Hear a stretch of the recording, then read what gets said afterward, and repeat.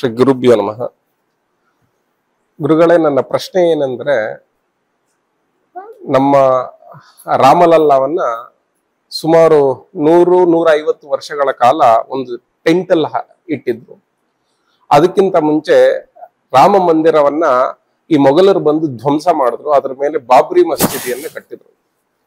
ರಾಮನಿಗೆ ತನ್ನ ಜನ್ಮಸ್ಥಾನದಲ್ಲಿ ಸ್ವತಂತ್ರ ಇಲ್ಲದೆ ಪರಕೀಯನಾಗಿ ಪೂಜಿಸಲ್ಪಟ್ಟ. ಆದ್ರೆ ನರೇಂದ್ರ ಮೋದಿ ಅವರು ಪ್ರಧಾನಮಂತ್ರಿಗಳಾದಾಗ ರಾಮ ಮಂದಿರವನ್ನು ಕಟ್ಟಿ ರಾಮವನ್ನು ತನ್ನ ಮೂಲ ಸ್ಥಾನದಲ್ಲಿ ವಿಜೃಂಭಣೆಯಿಂದ ಮೆರೆಯೋ ತರ ಆದ. ಆದ್ರೂ ಅಲ್ಲಿ ಮೋದಿಯವರ ಪಕ್ಷಕ್ಕೆ ಸೋಲಾಯಿತು. ತನ್ಮೂಲಕ ರಾಮ ಮೋದಿಯವ್ರನ್ನ ರಕ್ಷಿಸಿಲ್ಲ ಅನ್ನೋದು ಒಂದು. ಇನ್ನೊಂದೇನಂದ್ರೆ, ನಮ್ಮ ಕಾಶಿ ವಿಶ್ವನಾಥನ ದೇವಸ್ಥಾನದ ಕಾಶಿ ವಿಶ್ವನಾಥನ ಲಿಂಗವನ್ನ ಈ ಮೊಘಲರು ಚೂರು ಚೂರಾಗಿ ಖಂಡ ತುಂಡುಗಳಾಗಿ ಮಾಡಿ ತನ್ನ ಆಸ್ಥಾನದ ಮೆಟ್ಟಿಲುಗಳಾಗಿ ಮಾಡಿ ಅದ್ರ ಮೇಲೆ ನಡೀತಾ ಇದ್ದ. ಹಾಗೂ ಈಗಿನ ಸ್ಥಿತಿಯಲ್ಲೂ ಬಾಂಗ್ಲಾದೇಶದಲ್ಲಿ ಅನೇಕ ಕೃಷ್ಣ ದೇವಸ್ಥಾನಗಳನ್ನ ಧ್ವಂಸ ಮಾಡಿ, ಕೃಷ್ಣನ ಮೂಲ ವಿಗ್ರಹಗಳನ್ನ ಧ್ವಂಸ ಮಾಡಿ, ಕೃಷ್ಣನ ಉಳಿವಿಕೆ, ರಾಮನ ಉಳಿವಿಕೆ, ಸನಾತನ ಧರ್ಮದ ದೇವತೆಗಳ ಉಳಿವಿಕೆಗೆ ಪ್ರಶ್ನಾರ್ಥಕವಾಗಿ ಧ್ವಂಸ, ಅತ್ಯಾಚಾರ, ಅನಾಚಾರ ನಡೀತಾ ಇದೆ. ಇಲ್ಲಿ ನನಗೆ ಮೂಡುವಂತ ಪ್ರಶ್ನೆ ಏನಂದ್ರೆ, ಹಾಗಾದರೆ ನಮ್ಮ ಸನಾತನ ದೇವರುಗಳು ಯಾರು ತಮ್ಮನ್ನ ರಕ್ಷಿಸ್ತಾರೋ, ಯಾರು ತನ್ನನ್ನ ಪೂಜಿಸ್ತಾರೋ ಅವ್ರಿಗೆ ಶಿಕ್ಷೆ ಆಗತ್ತೆ. ಯಾರು ಈ ಸನಾತನ ಧರ್ಮದ ಮೇಲೆ ನಡೆಯುವಂತ ಅತ್ಯಾಚಾರಗಳು ವಿಜೃಂಭಿಸ್ತಾರೆ, ಹಾಗಾದ್ರೆ ನಮ್ಮ ದೇವತೆಗಳು ನಿಶಕ್ತರೆ, ನಿರ್ವೀರ್ಯರೇ ಹಾಗೂ ಸನಾತನ ಧರ್ಮವನ್ನು ಉಳಿಸುವಂತ ಶಕ್ತಿ ಹೊಂದಿದ್ದಾರೆಯೇ? ಅಂದ್ರೆ ರಾಮನಿಗೆ ಶಕ್ತಿ ಇದೆಯೋ, ಏನಕ್ಕೆ ಕಾಪಾಡ್ತಾ ಇಲ್ಲ ಅನ್ನೋದು ನನ್ನ ಮೂಲ ಪ್ರಶ್ನೆ.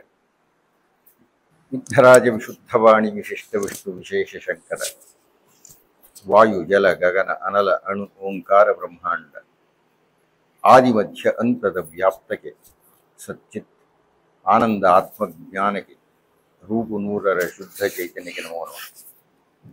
ಕರಣ್ ಸಿಂಗ್, ನಮಸ್ಕಾರ.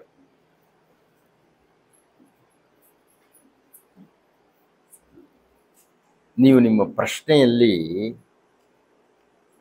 2-3 ಅಂಶಗಳನ್ನು ಪ್ರಸ್ತಾವ ಮಾಡಿದ್ದೀರಿ. ಎಲ್ಲದಕ್ಕಿಂತ ಪ್ರಧಾನವಾಗಿ ಭಾರತದ ರಾಜಕೀಯ ಚರಿತ್ರೆಯಲ್ಲಿ ಸನ್ಮಾನ್ಯ ಮೋದಿಯವರು ಶ್ರೀರಾಮನ ದೇವಸ್ಥಾನ ಕಟ್ಟಿಸಿದರು, ರಾಮರು ಅವರಿಗೆ ಬೆಲೆ ಕೊಡಲಿಲ್ಲ, ಅಲ್ಲೇ ಸೋಲಬೇಕಾಯಿತು ಅನ್ನತಕ್ಕಂಥ ವ್ಯಾಖ್ಯಾನವನ್ನು ಕೆಲವರು ಮಾಡ್ತಾರೆ. ಅದನ್ನು ಆಧರಿಸಿ ನೀವು ಆ ಮಾತುಗಳನ್ನು ಹೇಳಿದ್ದೀರಿ. ಎರಡನೆಯದಾಗಿ, ಈ ಹಿಂದೂ ದೇವರುಗಳು ಅಷ್ಟು ದುರ್ಬಲರೇ, ನಿರ್ವೀರ್ಯರೇ, ಅಶಕ್ತರೇ, ತಮ್ಮ ಗುರಿಗಳನ್ನು ಧ್ವಂಸ ಮಾಡಿದ್ರು, ಈಗ ಧ್ವಂಸ ಆಗತಾ ಇದ್ರು ಸುಮ್ಮನೆ ಇರ್ತಾರೆ. ಯಾರು ಹೈಂದವಿ ದೇವತೆಗಳನ್ನು ಖಂಡಿಸ್ತಾರೋ ಅವರು ವಿಜೃಂಭಿಸ್ತಾ ಇದ್ದಾರೆ. ಹೀಗಾಗಿ ವೈದಿಕ ದೇವತೆಗಳು ದುರ್ಬಲರೇ ಅಂತ ಬಹಳ ಸರಳವಾದ ಒಂದು ಪ್ರಶ್ನೆ ಇದೆ. ಈ ಎರಡೂ ಪ್ರಶ್ನೆಗಳು ಸಾಮಾಜಿಕ ದೃಷ್ಟಿಯಿಂದ ಕೇಳತಕ್ಕ ಪ್ರಶ್ನೆ. ಅದಕ್ಕೂ ತಾತ್ವಿಕ ದೃಷ್ಟಿಗೂ ಸಂಬಂಧ ಇಲ್ಲ. ಇದನ್ನು ನೀವು ಅರ್ಥ ಮಾಡ್ಕೊಳ್ಬೇಕಾದ್ರೆ ಬಹಳ ಆಳವಾಗಿ ತಾತ್ವಿಕ ವಿಷಯವನ್ನು ಚಿಂತನೆ ಮಾಡಬೇಕು. ಮೊದಲನೇದಾಗಿ, ಶ್ರೀರಾಮರ ದೇವಾಲಯವನ್ನು ಕಟ್ಟಬೇಕು ಅಂತ ಶ್ರೀರಾಮರು ನಿಮಗೆ ಹೇಳಲಿಲ್ಲ. ನೀವು ಇಷ್ಟಪಟ್ಟು ದೇವಸ್ಥಾನವನ್ನು ಕಟ್ಟಿದ್ರಿ. ಅದು ಸ್ತುತ್ಯ, ಅದು ಎರಡನೇ ಪ್ರಶ್ನೆ ಇಲ್ಲ. ಅದಕ್ಕೆ ಯಾವುದೋ ಒಂದು ಅಭಿಮಾನದ ಕಾರಣ ಇತ್ತು, ಯಾವುದೋ ಒಂದು ಭಕ್ತಿಯ ಕಾರಣ ಇತ್ತು, ಏನೇನೋ ಕಾರಣಗಳಿಂದ ನೀವು ಕಟ್ಟಬೇಕು ಅನ್ನತಕ್ಕಂಥ ಒಂದು ಪ್ರತಿಜ್ಞೆಯನ್ನು ಮಾಡಿದ್ರಿ, ಜನರಿಗೆ ಮಾತು ಕೊಟ್ಟಿದ್ರಿ, ಅದರಂತೆ ನೀವು ದೇವಸ್ಥಾನವನ್ನು ಕಟ್ಟಿದ್ರಿ. ಆದರೆ ನಿಮ್ಮ ಪ್ರಶ್ನೆ ಏನು ಹೇಳುತ್ತೆ, ನೀವು ದೇವಸ್ಥಾನ ಕಟ್ಟಿಸಿರೋದ್ರಿಂದ ನಾನು ಮತ ಹಾಕಯ್ಯ ಅಂತ ಕೇಳಿದಾಗ, ನಾನು ದೇವಸ್ಥಾನ ಕಟ್ಟಿಸಿದ್ದೀನಿ, ಆದ್ರಿಂದ ನನಗೆ ಮತಗಳನ್ನು ಕೊಟ್ಟು ನನ್ನನ್ನು ಗೆಲ್ಲಿಸು. ಬಹುಶಃ ಮೋದಿಯವರು ಹಾಕಿ ಕೇಳಿರಲ್ಲ ಅಂತ ಕಾಣುತ್ತೆ. ನೀವು ಕೇಳ್ತಾ ಇದ್ದೀರಿ. ನೀವು ಅಂದ್ರೆ ಆ ರೀತಿ ಯೋಚನೆ ಮಾಡತಕ್ಕಂಥವ್ರು ಆ ರೀತಿ ಅಂದ್ಕೊಳ್ತಾರೆ. ದೇವಸ್ಥಾನ ಕಟ್ಟಿಸಿದ್ದಕ್ಕೂ, ಚುನಾವಣೆ ನಡೆದಿದ್ದಕ್ಕೂ ಅದರೊಳಗೆ ಮೋದಿಯವರು ಸೋತರು ಅಂತ ಭಾವಿಸುವುದಕ್ಕೂ ಸಂಬಂಧವೇ ಇಲ್ಲ.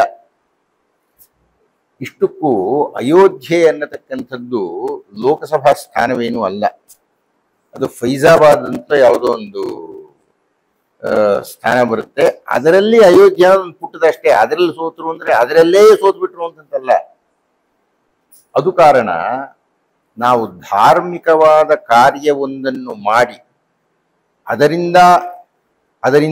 ಅದರಿಂದಲೂ ನಾವು ಗೆಲ್ಲಲಿಲ್ವಲ್ಲ ಅಂತ ಹಪಹಪಿಸತಕ್ಕಂಥದ್ದು ಕೇವಲ ಶುದ್ಧ ವ್ಯಾಪಾರಿ ಮನೋಭಾವ. ಅದು ಸನ್ಮಾನ್ಯ ಮೋದಿಯವರಿಗೆ ಇದೆಯಾ ಇಲ್ಲವಾ ಅನ್ನೋದ್ರ ಬಗ್ಗೆ ನಾನು ಮಾತಾಡೋದಿಲ್ಲ. ಆದ್ರೆ ಆ ರೀತಿ ಅದನ್ನು ನೋಡಬಾರದು ಅನ್ನತಕ್ಕಂಥದ್ದು ಒಂದು ಮಾತು.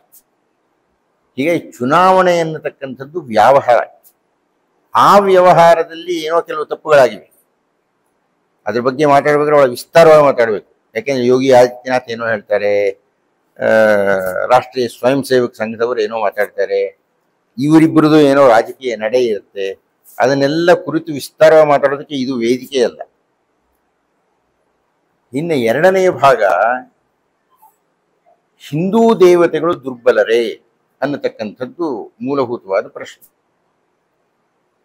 ಇದು ಅತ್ಯಂತ ಆಳವಾಗಿ ತಾತ್ವಿಕವಾಗಿ ಚಿಂತನೆ ಮಾಡಬೇಕಾಗಿರೋ ವಿಷಯ. ಬಹಳ ವಿಸ್ತಾರವಾಗಿ ಮಾತಾಡಬೇಕು. ಆದರೆ ತುಂಬಾ ಸ್ಥೂಲವಾಗಿ ನಿಮಗೆ ಅದನ್ನು ಹೇಳಬೇಕು ಅಂದ್ರೆ, ತಾತ್ವಿಕ ದೃಷ್ಟಿಯಿಂದ ನೀವು ದೇವರ ಅಸ್ತಿತ್ವವನ್ನು ದೇವಸ್ಥಾನದೊಳಗೇ ನೋಡ್ತೀರಾ. ದೇವರಿಗೆ ಶಕ್ತಿ ಇದೆಯಾ ಇಲ್ವಾ ಅನ್ನೋದನ್ನ ನೀವು ಹೇಳೋಕ್ಕಾಗಲ್ಲ. ದೇವರಿಗೆ ಇರತಕ್ಕಂಥ ಶಕ್ತಿಯಿಂದ ಕೂತ್ಕೊಂಡಿದ್ದೀರಿ, ದೇವರ ಶಕ್ತಿಯಿಂದ ನೀವು ಮಾತಾಡ್ತಾ ಇದ್ದೀರಿ, ಕೇಳ್ತಾ ಇದ್ದೀರಿ, ವೃತ್ತಿಪರರಾಗಿದ್ದೀರಿ. ದೇವರ ಶಕ್ತಿಯಿಂದ ಏನು ಬಿದೋಗ್ತೀರಿ. ಇದು ನಮ್ಮ ಚಿಂತನೆ. ಇದು ಭಾರತದಲ್ಲಿ ಬೆಳೆದಂತಹ ಒಂದು ತಾತ್ವಿಕ ಚಿಂತನೆ. ಆ ದೇವರು ಗುಡಿಯಲ್ಲಿದ್ದಾನೆ, ಆ ದೇವರು ಗುಡಿಯಲ್ಲಿ ಇರೋ ಕಾರಣದಿಂದ ನಾನು ಅವನನ್ನು ಅರ್ಚಿಸುತ್ತೇನೆ, ಆ ಗುಡಿಯನ್ನು ಧ್ವಂಸ ಮಾಡಿದರೆ ದೇವರು ನಿಶಕ್ತ ಅನ್ನತಕ್ಕಂಥ ತೀರ್ಮಾನಗಳು ಬರೋಕ್ಕಾಗಲ್ಲ. ಯಾಕೆಂದ್ರೆ ದೇವರು ಗುಡಿ ಕಟ್ರಿ ಅಂತ ಹೇಳೇ ಇಲ್ಲ ನಿಮಗೆ. ನಮ್ಮ ವೈದಿಕ ಧರ್ಮದಲ್ಲಿ ಗುಡಿಗಳು ಇರಲೇ ಇಲ್ಲ. ನಮ್ಮಲ್ಲಿ ಇದ್ದದ್ದು ನಿರಾಕಾರ ಚಿಂತನೆ. ನಮ್ಮಲ್ಲಿ ಯಾಕೆ ಹೆಣವನ್ನು ಸುಟ್ಟಾಕ್ಬಿಡ್ತಾರೆ ಅಂದ್ರೆ, ಅದು ಇಲ್ಲಯ್ಯ, ಅದು ಆತ್ಮ, ಅದಕ್ಕೆ ಆಕಾರವೇ ಇಲ್ಲ ಅಂತ.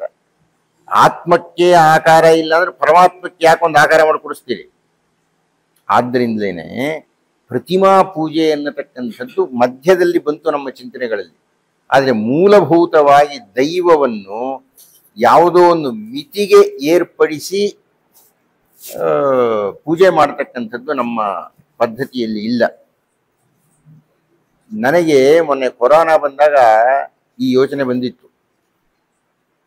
ಆ ಕೊರೋನಾ ಬಂದಾಗ ತಿರುಪತಿ ತಿಮ್ಮಪ್ಪನ ಬಾಗಿಲು ಹಾಕ್ತು, ಶಿರಸಿ ಮಾರಿಕಾಂಬ ಬಾಗಿಲು ಹಾಕ್ತು, ವೈಷ್ಣೋದೇವಿ ಬಾಗಿಲು ಹಾಕ್ತು, ಧರ್ಮಸ್ಥಳದ ಮಂಜುನಾಥನೂ ಬಾಗಿಲಾಕೊಂಡ. ಅಂದ್ರೆ ನಮಗೆ ಕಣ್ಣಿಗೆ ಕಾಣದ ಕಾಯಿಲೆಯೊಂದು ಬಂದಾಗ ಯಾವ ದೇವತೆಗಳನ್ನು ನೀವೆಲ್ಲ ಅರ್ಚನೆ ಪೂಜನೆ ಮಾಡ್ತಾ ಇದ್ದೀರೋ ಅವರೆಲ್ಲರೂ ಬಾಗಿಲಾಕೊಂಡ್ಬಿಟ್ರು, ಸ್ತಬ್ಧರಾಗ್ಬಿಟ್ರು. ಅದಕ್ಕೆ ಯಾರೋ ಗಜನಿ ಮಹಮ್ಮದ್ ಹೊಡೆದಾಕ್ಬೇಕು ಅಥವಾ ಮೊನ್ನೆ ಇಲ್ಲೇನೋ ಧ್ವಂಸ ಆಗಬೇಕು, ಬಾಬರಿ ಮಸೀದಿ ಅಂಥದ್ದೇನೂ ಇಲ್ಲ, ಬರೀ ಒಂದು ಪುಟ್ಟ ಕಾಯಿಲೆ. ಅಂದರೆ ನಾವು ಯಾವ ದೈವಗಳನ್ನು ಪೂಜೆ ಮಾಡ್ತಾ ಇದ್ದೀವಿ ಅಂತ ನಂಬಿಕೊಂಡಿದ್ದೇವೋ ಅದು ನಿಮ್ಮ ನಂಬಿಕೆ ಅಷ್ಟೇನೆ. ವಾಸ್ತವವಾಗಿ ಅದು ಸತ್ಯವೋ ಅಸತ್ಯವೋ ಅಂತ ಚಿಂತನೆ ಮಾಡ್ಲಿಕ್ಕೆ ಆಗೋದಿಲ್ಲ. ಆದ್ದರಿಂದ ದೈವಕ್ಕೆ ಶಕ್ತಿ ಇದೆಯೋ ಇಲ್ವೋ, ಮೊದಲನೇದ ನಾವು ದೈವವನ್ನು ಕಂಡಿಲ್ಲ, ಅದ್ರ ಶಕ್ತಿ ಏನು ಅಂತ ಗೊತ್ತಿಲ್ಲ. ಇಂಥ ಯಾವುದೋ ಪ್ರಕರಣ ಇಟ್ಕೊಂಡು ದೈವಕ್ಕೆ ಶಕ್ತಿ ಇಲ್ಲ ಅಂತ ನಿರ್ಣಯಗಳಿಗೆ ಬರತಕ್ಕಂಥದ್ದು ಅಷ್ಟು ಸಾಧುವಲ್ಲ ಅಂತ ಕಾಣುತ್ತೆ. ಹೀಗಾಗಿ ದೈವದ ಅಪಾರವಾಗಿರ್ತಕ್ಕಂಥ ಶಕ್ತಿ ಅನ್ನುವ ಚಿಂತನೆ ಬೇರೆ. ಅದಕ್ಕೆ ತಾತ್ವಿಕವಾಗಿ ಅದನ್ನು ಯೋಚನೆ ಮಾಡಬೇಕಾದ್ರೆ ಬಹಳ ವಿಸ್ತಾರವಾಗಿ ಮಾತಾಡಬೇಕು, ಬಹಳ ಆಳವಾಗಿ ಅಧ್ಯಯನ ಮಾಡಬೇಕು. ಆದ್ರಿಂದ ಯಾವುದೋ ಒಂದು ಗುಡಿಯನ್ನು ಕಟ್ಟತಕ್ಕಂಥ ಕಾರಣದಿಂದಾಗಿ ನಿಮಗೇನೋ ಆಗ್ಬಿಡುತ್ತೆ ಅಂತಲೋ, ಯಾವುದೋ ಒಂದು ಗುಡಿಯನ್ನು ಒಡೆದಾಕೋ ಕಾರಣದಿಂದ ದೈವಕ್ಕೆ ಶಕ್ತಿ ಇಲ್ಲ ಅಂತಲೋ, ಆ ರೀತಿ ತೀರ್ಪುಗಳಿಗೆ ಬರತಕ್ಕಂಥದ್ದು ಅಷ್ಟು ಸೂಕ್ತ ಅಲ್ಲ. ನಮಸ್ಕಾರ. ಪೂಜ್ಯ ಗುರುಗಳ ಪಾದಾರವಿಂದಗಳಿಗೆ ನಮಸ್ಕಾರಗಳು. ನನ್ನ ಹೆಸರು ನವೀನ್ ಕುಮಾರ್ ಅಂತ, ಬನ್ನೇರುಘಟ್ಟ ಗ್ರಾಮವಾಸಿ. ನನ್ನ ಪ್ರಶ್ನೆ ಏನಂದ್ರೆ, ದೇವರ ವಿಗ್ರಹ ಮತ್ತು ಉತ್ಸವ ಮೂರ್ತಿಗಳ ಹಿಂದೆಗಡೆ ಇರುವಂತಹ ಪ್ರಭಾವಳಿಯಲ್ಲಿ ಒಂದು ರಾಕ್ಷಸನ ಸ್ವರೂಪ ಒಂದು ಯಾವಾಗ್ಲೂ ಇರುತ್ತಲ್ಲ, ಅದು ಏನು ಮತ್ತೆ ಯಾಕೋಸ್ಕರ ಅದನ್ನ ಇಟ್ಟಿದ್ದಾರೆ ಅನ್ನೋದು ಅಷ್ಟೇ.